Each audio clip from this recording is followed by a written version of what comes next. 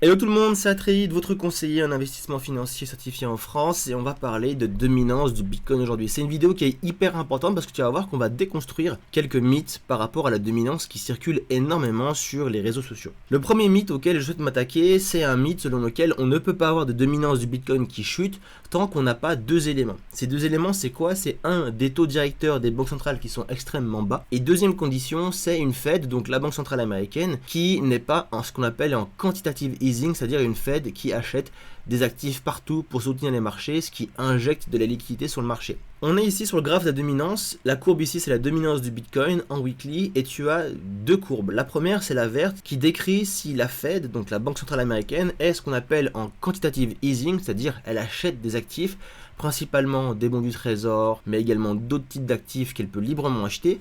Si c'est le cas, tu vois la courbe verte ici qui monte, signe qu'elle achète pour des milliards et des milliards et des milliards d'actifs. On aime beaucoup ce principe, pourquoi? Parce que ça veut dire que la Fed vient soutenir les marchés et injecte beaucoup de liquidités. Et si la Fed injecte beaucoup de liquidités et permet par ce mécanisme de la création monétaire, et bien forcément ça va ajouter des liquidités au marché.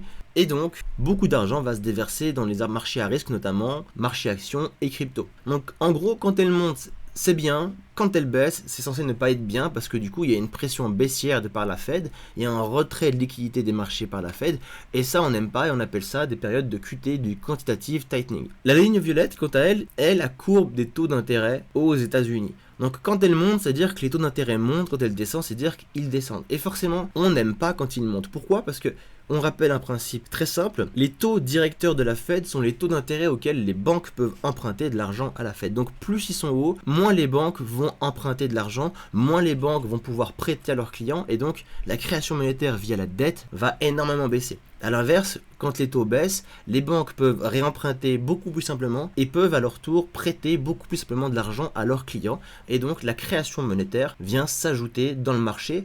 Et donc le combo qu'on adore, c'est le combo comme on a eu en 2021, des taux qui sont très proches de zéro et une Fed qui injecte beaucoup d'argent sur les marchés. Et ça crée un mécanisme de création de valeur énormissime. Et généralement, on vient vous dire que s'il n'y a pas ces deux facteurs combinés ensemble, on ne peut pas avoir d'altcoin qui surperforme Bitcoin.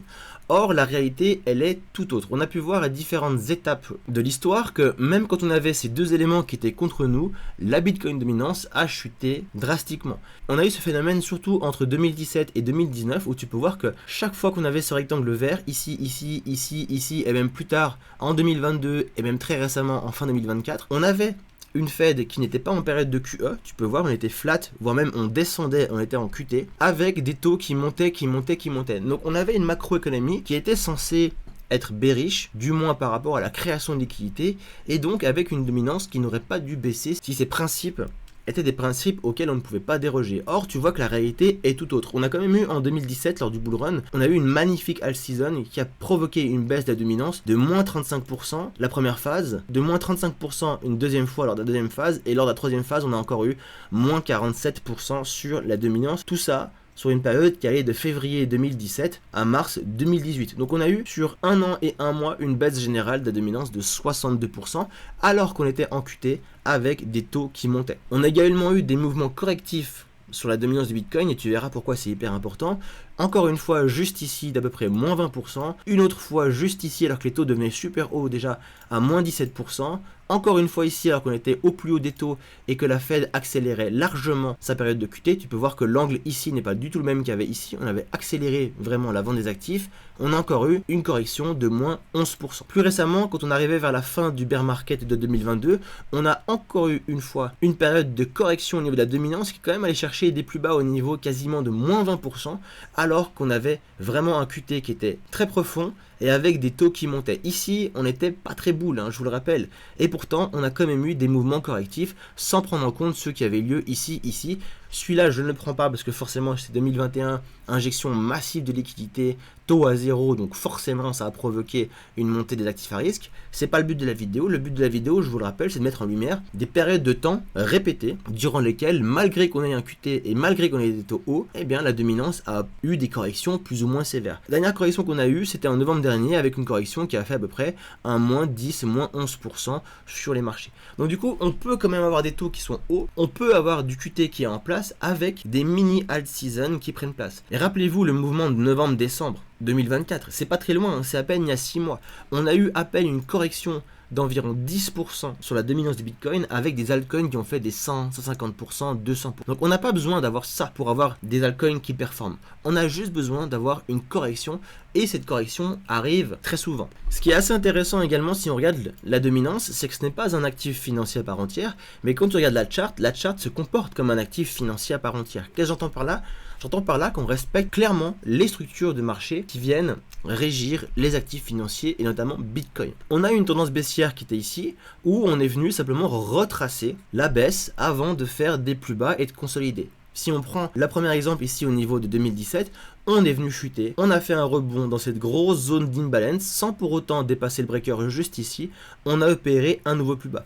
On est venu combler les imbalances, on consolide, on vient faire un retournement de structure, etc., etc. Et si tu prends chaque type de structure, tu peux voir qu'on a exactement fait ça. Ce qui est super intéressant également, c'est de regarder que ici, dans la zone de novembre, on a eu un rejet et pas dans n'importe quelle zone. On a eu un rejet pile poil dans la zone d'imbalance juste ici, avant l'order block. Et si tu prends n'importe quel actif financier un minimum capitalisé, tu peux voir sur la charte que ce genre de structure donne toujours lieu à des pullbacks. On a un retracement dans cette grosse zone d'imbalance, on retrace juste ici, on fait un rejet, on vient combler l'imbalance haussière qui est ici, et vu qu'on est sur une dynamique qui est haussière au niveau de la dominance, on vient combler seulement les imbalances, on repart et on fait des plus hauts. Et ce qui est intéressant, c'est pas à l'heure actuelle de pricer une alt season qui viendrait faire effondrer la dominance par exemple de ces niveaux jusqu'à ces niveaux ici à 45%.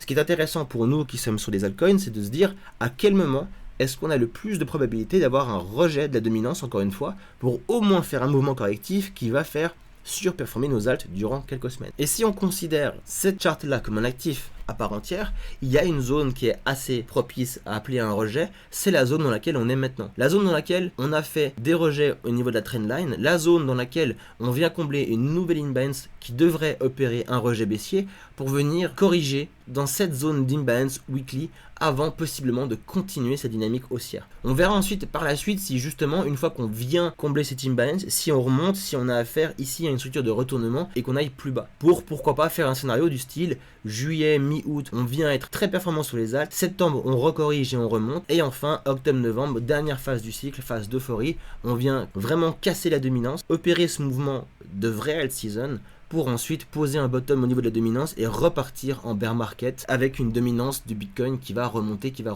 Donc ça c'est le premier point.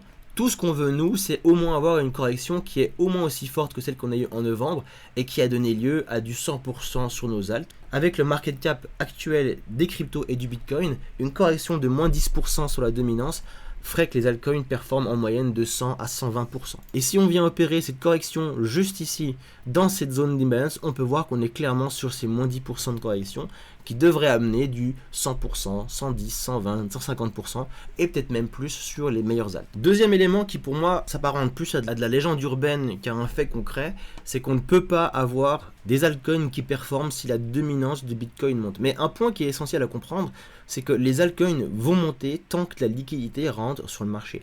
À l'heure actuelle, Bitcoin représente à peu près 2/3 des liquidités avec une capitalisation qui est environ de 3,3 trillions de dollars, alors que les alts représentent 1,1 trillion de dollars. Si on ne change rien à cette dominance et qu'on multiplie par 3 la liquidité qui rentre sur le marché, avec approximativement 13 trillions sur le marché crypto, et qu'on ne change pas la dominance, 2/3, 1/3, on aura un Bitcoin qui va faire du x3 pour arriver à 9,9 trillions de dollars, et les alts qui vont faire du x3 pour arriver à 3,3 trillions de dollars. La dominance n'aura pas changé. Elle sera toujours de 2/3, 1/3, mais on aura des alts qui auront fait un x3. Donc c'est pour ça que de regarder la dominance avant tout, c'est pas le meilleur calcul à faire. Ce qu'il faut faire comme calcul, c'est regarder si la liquidité rentre sur le marché. Et là où on est safe, c'est que la liquidité rentre massivement. Tu vois ici la M2 que je montre très souvent et qui représente l'argent qui est créé par les 21 plus grandes banques centrales au monde. Et c'est le premier facteur que tu dois regarder. Est-ce que de l'argent rentre sur le marché? À l'heure actuelle, on est juste ici, on a effectué ce petit pullback sur les 2 dernières semaines et on a tout ça devant nous. On a tout ça de liquidité qui doit rentrer sur les marchés à risque. Et donc la dominance en réalité importe peu. Bitcoin peut breaker, aller aux 120, 130, 140, 150 000 dollars. Il peut stagner ou même monter encore au niveau de la dominance. Tant qu'on a de l'argent qui rentre sur les alts, elles vont performer. Et ça, on le voit avec beaucoup d'alts. On peut reprendre ici le graphique de AAVE juste en dessous avec le graphique graphique de la dominance, et tu peux voir une chose qui est assez simple. Quand AAVE a posé son bottom juste ici, tu peux voir, on a eu une première phase où AAVE a pris en plusieurs semaines environ 144%, alors que sur la même durée de temps, tu peux regarder en haut, on montait largement au niveau de la dominance. La dominance du Bitcoin, alors que AAVE prenait 150%, la dominance a grimpé de 12%. Même chose ici sur cette phase, on a eu une phase d'accélération, la première avant la deuxième, une fois que la dominance a chuté, on a eu une première phase d'accélération alors que la dominance, elle, continuait son petit bout de chemin et montait. Et ça, tu peux le faire avec n'importe quel actif, tu verras que c'est pareil. Si on prend FET qui à l'heure actuelle est considéré comme étant un actif assez faible parce qu'il ne surperforme pas Bitcoin, on peut voir que c'est la même chose. Tu as ici une première phase d'accélération du FET durant laquelle tu peux voir au-dessus la dominance du Bitcoin remonte, ça n'empêche pas FET de faire un mouvement de plus de 900%. On est sur un mouvement de 900% sur FET alors que la dominance du Bitcoin, elle, montait également et avait subi un bottom. On montait de 13% environ sur la dominance du Bitcoin alors qu'on montait de 1000% sur FET. Et là tu peux me dire, oui d'accord, on avait un très low market cap, mais regarde les low cap à l'heure actuelle. Les low cap à l'heure actuelle, on a une dominance du Bitcoin qui monte, les low cap ne font pas de plus de 1000%. Et alors que ici, FET était déjà fortement capitalisé, on a eu une deuxième phase de hausse juste ici, alors que la dominance du Bitcoin montait. On a eu un 500% quasiment sur FET, alors que la dominance ici continue à monter. Donc, ce qu'il faut entrevoir, c'est deux choses. La première, est-ce qu'on a la liquidité qui rentre sur le marché? Si oui, tout va monter, même si Bitcoin a une dominance qui est assez haute. Deuxième principe qu'il faut bien comprendre, et c'est là où on a un phénomène qui est un phénomène de saisonnalité, de cyclicité, mais également un phénomène un peu aléatoire, c'est que les altcoins pump quand elles veulent. On sait, et tu l'as vu dans mes dernières vidéos, qu'on a des mois dans l'année durant lesquels on est beaucoup plus propice pour faire une montée sur les altcoins et sur le marché en général. Mais ce que tu peux voir, c'est que malgré la dominance qui monte, malgré un Bitcoin qui monte ou qui stagne, les altcoins décident de décoller quand elles décident de décoller. Et on ne peut que le constater sur le graphe. Il n'y a pas grand chose qui nous indique si elles vont décoller ou pas, mis à part par exemple juste ici, ces petites zones de retournement dans lesquelles on doit avoir des corrections sur la dominance. On peut également, comme je l'ai dit, prendre la saisonnalité et voir au niveau des probabilités les années post-élection semblables au niveau de la macroéconomie, semblables au niveau de l'apport de liquidité, quels sont les mois durant lesquels les altcoins ont le plus monté, typiquement comme en juillet de cette année. Mais mis à part ça, les altcoins